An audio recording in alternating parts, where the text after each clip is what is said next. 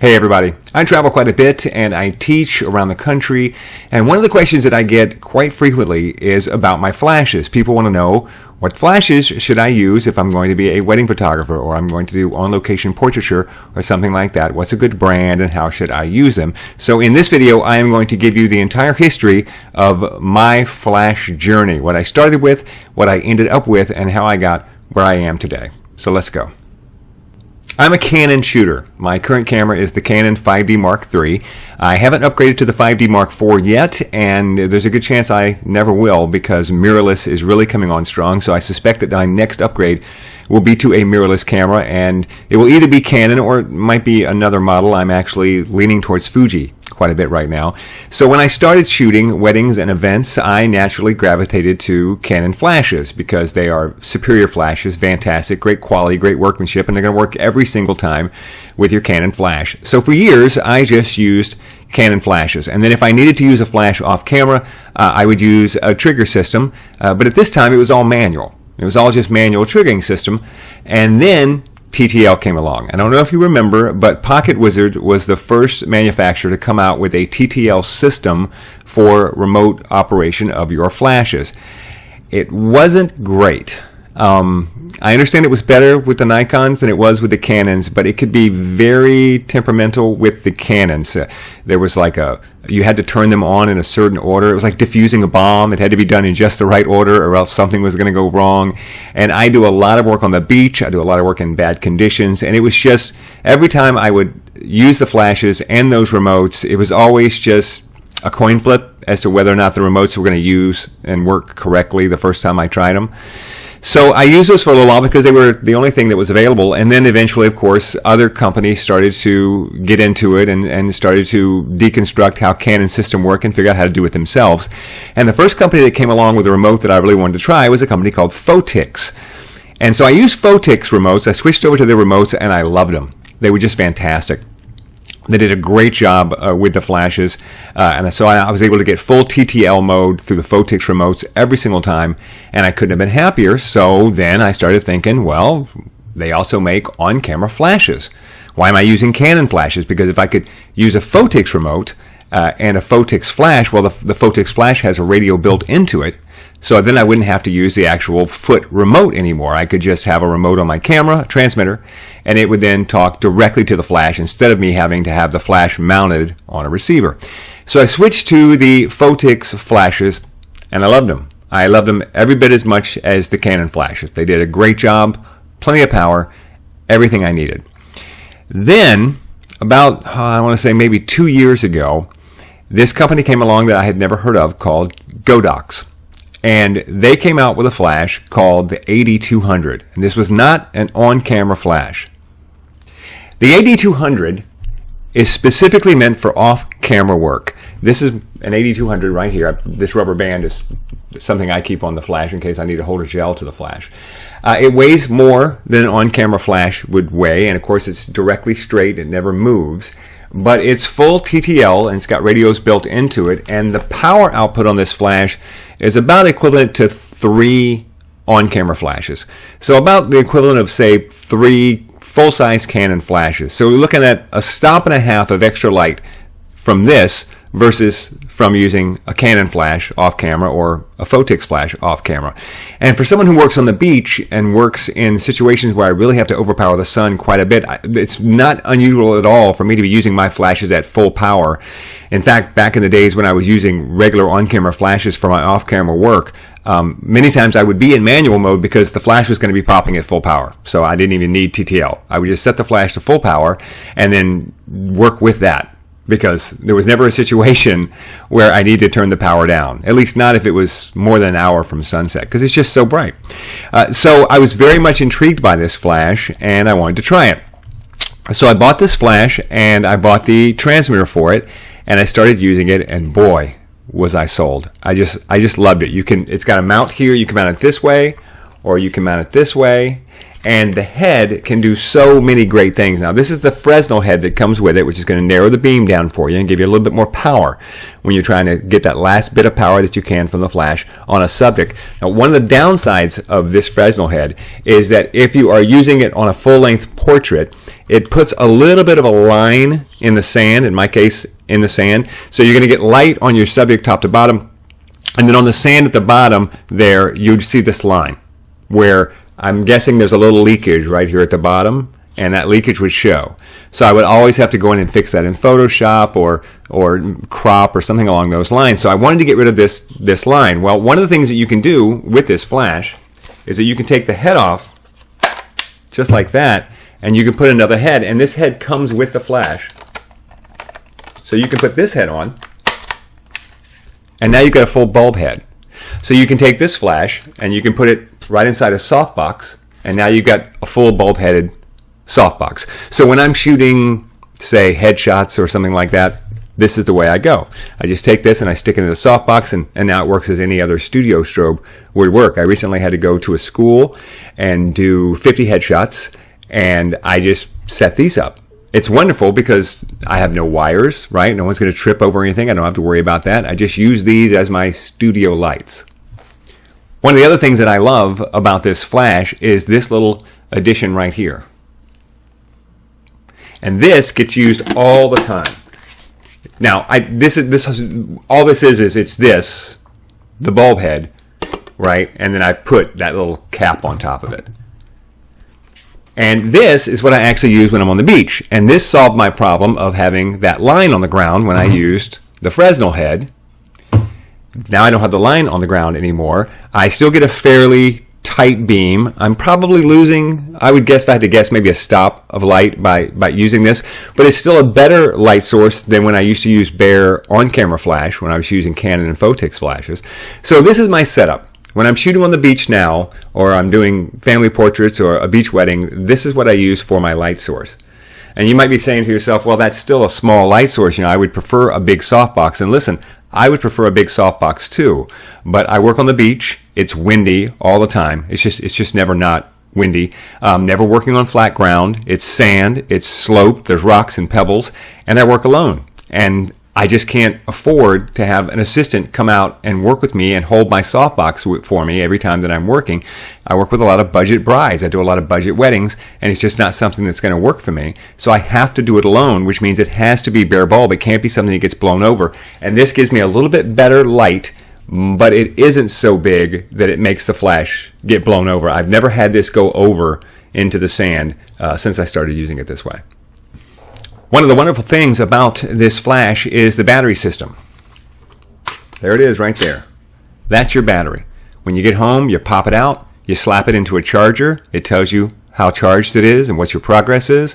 You come back the next day, it's fully charged up. You take it out, you slap it in, and you're ready to go. I used to carry 36, 42 rechargeable AA's with me everywhere that I went. Not anymore. Now I just have that. It's a great system. And here's the best thing about these flashes. They're unbelievably inexpensive. The prices vary depending on where you buy them, so forth, but you can usually get this flash for under $300. And you won't find it with the Godox name on it. That's important to know. See how this says Wistra, the Wistra 8200? Godox licensed their flashes to other companies to put their names on them. So it's going to be called the Wistra. If you buy it from Adorama, Adorama has another name that they put on them, I believe. But you can look at it and see what it is. They all look like this. If you're buying a flash that looks like this, it's a Godox flash. And it's going to be called the 8200. So no matter what this name is here, it's always going to be called the 8200. So you know you're getting the right flash. And you can get this usually for under $300. And the modifier, this is the best part. This modifier right here, I think it's like $6. Or something. I mean, it's crazy. It's just $6, really? Okay, yeah, I can afford $6 for a better light source.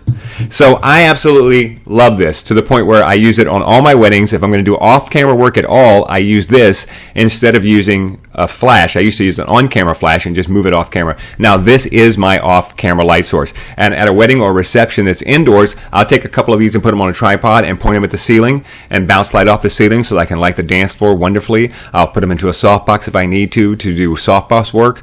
This is just my main flash, and after years of using all kinds of different flashes off camera, all kinds of different on-camera flashes put off camera, man, when this one came along, I was just so happy. So the next question after I switched to the Godox 8200 for my off-camera flash work was, what about on-camera flash? I had used Canon, and I'd used Photix for a while. Photix is a great flash, but Godox now, they were offering something I wanted to take a closer look at, so I went and tried one of the Godox on-camera flashes. And this is the Godox on-camera flash. It's called the V860. And sure enough, I ended up using this flash full time. And you can see the sticker right here. This tells you, by the way, where I buy my flashes from. You can go to gomolight.com. The guy who owns that little company, his name is Michael Mowbray, and I buy my flashes from Michael. And the reason is because I can text Michael with a question, and Michael will text me back with an answer. And that's just not the sort of thing you can get from, say, Amazon or someplace like that. So I'm a big fan of customer service, and just yesterday I had a question regarding one of these lights, and I just texted Michael through Facebook and asked him a question, and he was like, have you updated your firmware? Be sure and go here, and I did that, and there's been times when he and I have brainstormed a problem together, so I can't recommend him enough. He's a great place to buy your Godox flashes and modifiers. I have a couple of their modifiers as well. So this is the MoLight flash. It rotates all the way around in both directions, which is fantastic, because some flashes will only go like this far in one direction. Nope, it goes all the way in both directions. I would say that it is about as powerful. They say it's as powerful as a Canon 600. To be honest, I don't go in and check watt seconds and all of that technical stuff because, quite frankly, I don't really understand how to measure one thing against the other because there's different ways that they do it. So for me, I just put it on my camera and see if it works. And it does. It absolutely does. And it's got a built-in transmitter. So if I want to control this with this, no problem. This will control these just fine. So I can have this on my camera, and I can have these stationed around the room to light my dance floor, and I can turn this off and just have these popping to light my dance floor. And then if I get called, hey, can you come in this other room, or can you come out in the hallway and take a picture of me and my family? No problem. I can just reach on the back of this flash right here, turn these off, turn this on, and then go out into the hallway and shoot whatever I've got to do. And come back into the room, flip them back on, I'm back in business. But here's the best thing about this flash. Well, besides the price, which is less than half what you'll pay for a comparable Canon flash. It has a lithium-ion battery. Remember earlier when I mentioned how I used to carry all these AA batteries with me? I don't carry them anymore. I just carry this. This will go an entire wedding. Think about that. If you shoot weddings, like a 7-hour wedding, how many times do you change the batteries in your flash? I've literally gone through 4, 8, 12, 16 AA's sometimes in a wedding, changing out my flash. I will go an entire wedding with just one battery. I bought a second battery, a backup battery that I keep in my kit in case the battery goes dead in my flash, and I don't know that I've ever used it. Ever so often I have to pull it out and charge it up just to make sure it's got a charge. And when you come home from an event, you just pop it out, stick it in the charger. Next day, and you're off to the races. No more having to keep track of. I mean, I used to put 16 AA's into a charger, and then that's not all of them. And so the next day I got to come in, I got to take those out, I got to put them in a box, I got to put the other ones back in. Now I don't have that problem. I have one little flash battery, well, two, because I carry 2 of these flashes in case one of them goes bad. And I don't understand why more people aren't doing this. Why is it this little company that no one's ever heard of, that only releases gear under other people's names most of the time? How come they're the only one putting a big lithium-ion battery into their flashes so that you get so much more time before you have to worry about changing the flash? I don't know, but I love it. The other Godox flash that I own is this one right here, which is a little tiny baby flash. And I use this with my travel camera. My travel camera is a Fuji X100F, and this flash is the perfect size for that little travel camera. So if you want to get a little bit more power from your flash, and if you're like me, you just can't stand the idea of using the little bitty flash that's built into the camera. You want something that you can move, you want something that you can bounce, you want something you can put a card on. Well, this is a fantastic little flash, very affordable, and it also has the same transmitter in it. The great thing about Godox is everything they make is on the same transmitter frequency. So it doesn't matter what you buy, it will communicate with everything else, even across brands. So even though my travel camera is a Fuji and my work camera is a Canon, my Fuji flash will talk to the AD200 if I wanted to. I love this little flash. Now, the only drawback to this flash is it doesn't rotate as far. It'll go 180 on this direction, but it only goes 90 in the other direction. And that can be a problem. The other night I was taking a picture of my daughter, and I wanted to bounce off a wall to my left and to the back a little bit, and I couldn't do it. You know, I needed to go over here, and I couldn't move the flash that way. So what I had to do was go vertical and then point it. And then I was able to point it where I wanted to, but I couldn't get it exactly where I wanted. And, you know, that's frustrating, but this flash isn't designed to be an event flash. It's a tiny little flash designed to go on your vacation camera, and it's not supposed to be all things to all people, but it's fantastic for what I need it for. So this is the remote that I use when I want to fire the off-camera flashes and I don't want to have a flash on my camera, because this is not a light flash. You know, it's heavy.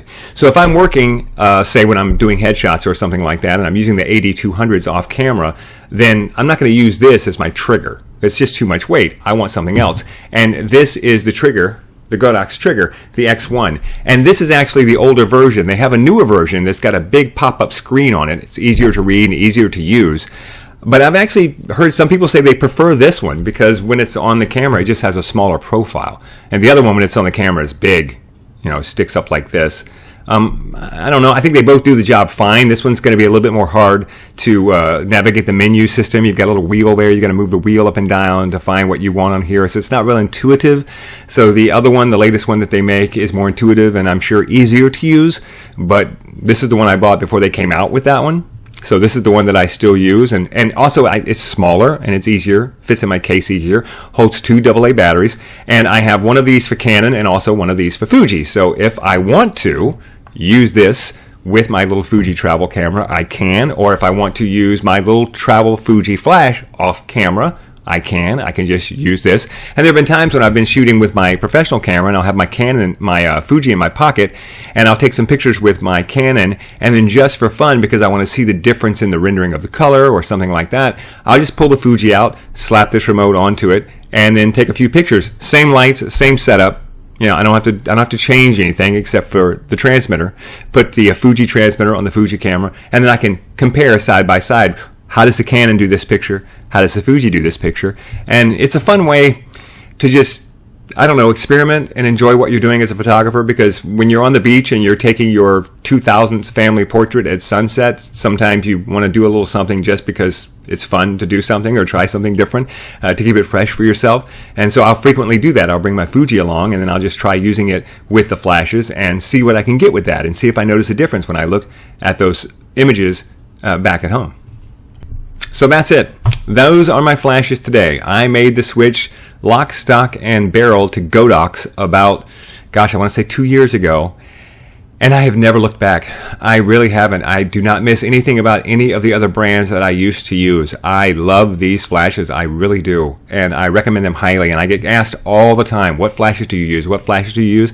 Godox. Those are the flashes that I use. And remember, if you're going to go try and find the AD200 someplace else, you're going to have to look for it by a different name. It's called Wistra from some manufacturer. I don't know who. And then I think Adorama has a different name on it for the ones that they sell. But you can also go check out my friend Michael Mowbray's site, gomolight.com, and you'll see everything he's got there. And you're really going to be impressed by the prices. And no, I'm not a paid spokesman for the website. It just happens to be where I get my flashes. All right, if you have any questions, just be sure and put them right below the video there, and I will try to answer them for you. Be sure and join my group on Facebook. It's called Pro Photo Talk with Blu-ray. It's a great group, and a lot of photographers in there, and we ask questions, and we spitball and talk about different ideas and come up with solutions together. It's a great group to be in. You can also find me online at my website, BluRayPerry.com, if you want to see more of my work. And also, be sure and listen to my podcast, which is called Photobomb, and you can find that anywhere that podcasts are found. Thanks for watching.